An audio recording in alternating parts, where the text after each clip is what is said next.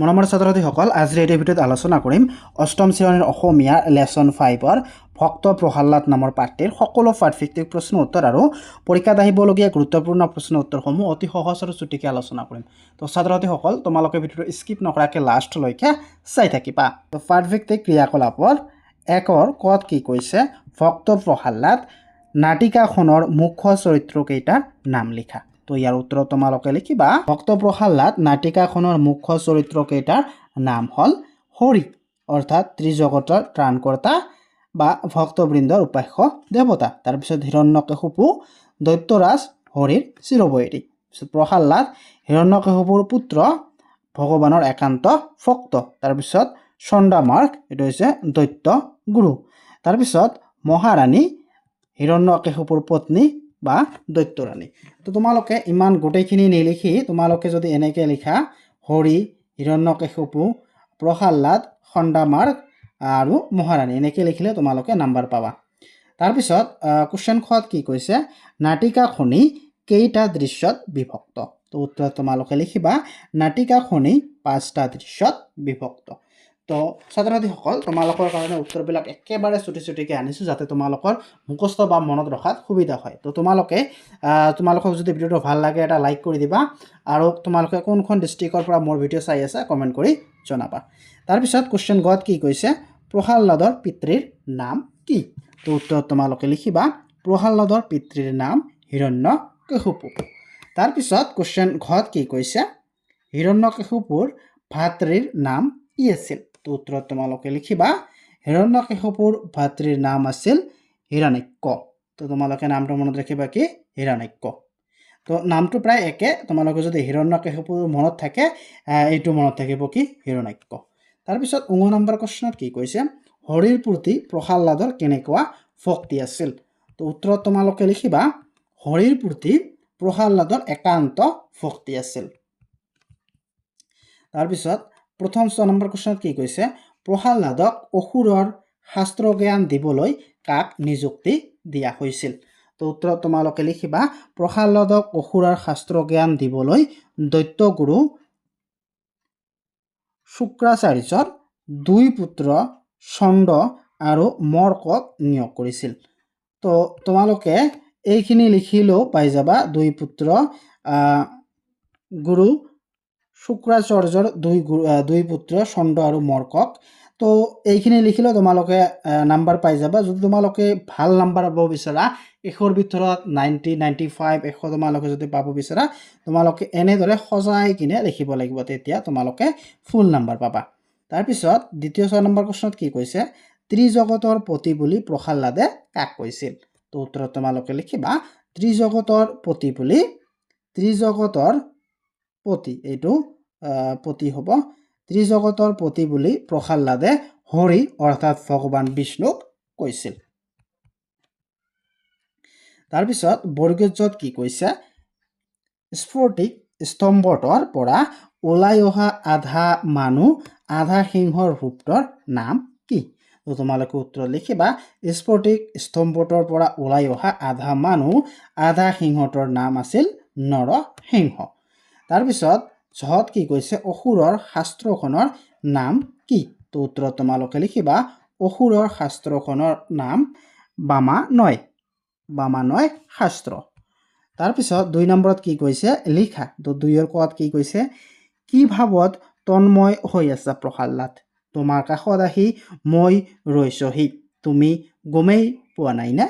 এই কথাষাৰে প্ৰহ্লাদক কোনে কৈছিল?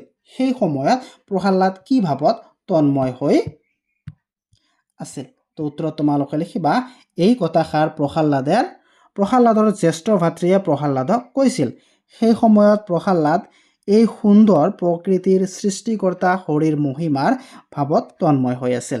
তাৰপিছত কুৱেশ্যন খত কি কৈছে? স্ফটিক স্তম্ভ ভাঙি প্ৰভু নৰসিংহই ওলাই আহি কি কৰিছিল?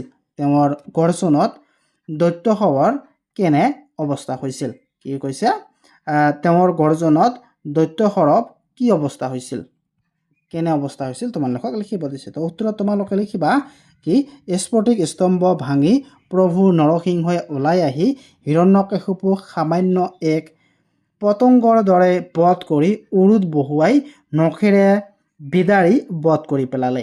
তেওঁৰ গৰ্জনত সকলো দৈত্য ভয়ত কম্পমান হৈছিল। তাৰপিছত 3 নম্বৰত কি কৈছে চমু টকা লিখা। ইয়াত ক নম্বৰ প্ৰশ্নত কি কৈছে প্ৰহ্লাদে হৰিভক্তিৰ মহিমাৰ বিষয়ে দেখুওৱা যুক্তিবোৰ একাধিক্ৰমে লিখা। তো ইয়াৰ উত্তৰত তোমালোকে লিখিবা প্ৰহ্লাদে হৰিক ত্ৰিজগতৰ প্ৰতি সৃষ্টিকৰ্তা, পালনকৰ্তা আৰু ত্ৰাণকৰ্তা বুলি কৈছে।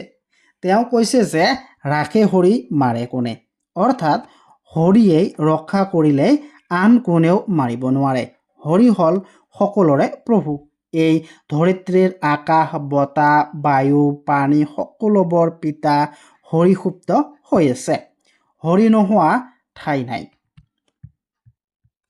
তাৰপিছত খত কি কৈছে বামানয় শাস্ত্ৰ জ্ঞান ল'বলৈ প্ৰহ্লাদে কিয় আপত্তি কৰিছিল। তো উত্তৰত তোমালোকে লিখিবা বামানয় শাস্ত্ৰ জ্ঞান ল'বলৈ প্ৰহ্লাদে আপত্তি কৰিছিল কিয়নো ই হৰিভক্তিৰ বিৰুদ্ধে আৰু প্ৰহ্লাদে পৰম পিতাৰ শ্ৰীচৰণত শৰণ লৈছিল।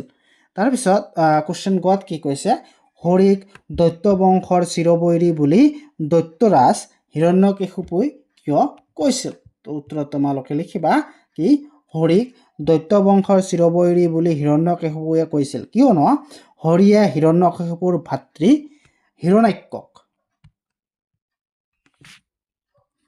এইটো কয়জ ফলা হ'ব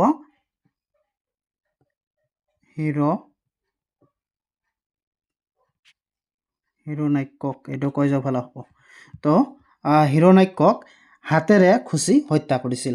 তাৰপিছত কুৱেশ্যন ঘত কি কৈছে পিতৃক ক্ষমা কৰি দিবলৈ প্ৰহ্লাদে নৰসিংহৰূপী হৰিক কি বুলি কাকতি কৰিছিল। তো উত্তৰত তোমালোকে লিখিবা পিতৃক ক্ষমা কৰি দিবলৈ প্ৰহ্লাদে নৰসিংহৰূপী হৰিক এই বুলি কাকতি কৰিছিল যে হে হৰি আমাৰ সকলোকে শুভ বুদ্ধি দি আপুনি আমাক ৰক্ষা কৰক, পিতৃৰ দোষ মাৰ্জনা কৰক।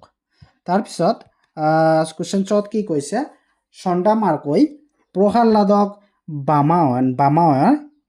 বামানয় শাস্ত্ৰ জ্ঞান দিবলৈ কি কি বুজনি দিছিল।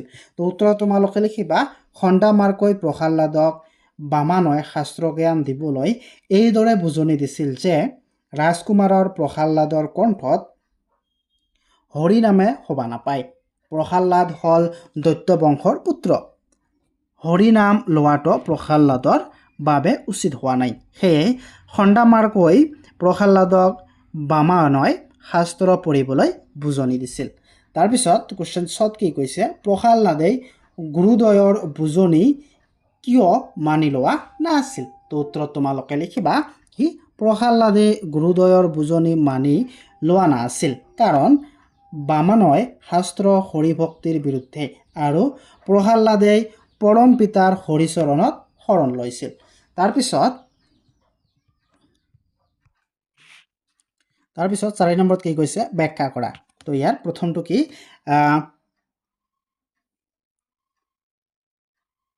ভাৰতীয় ভক্তিবাদৰ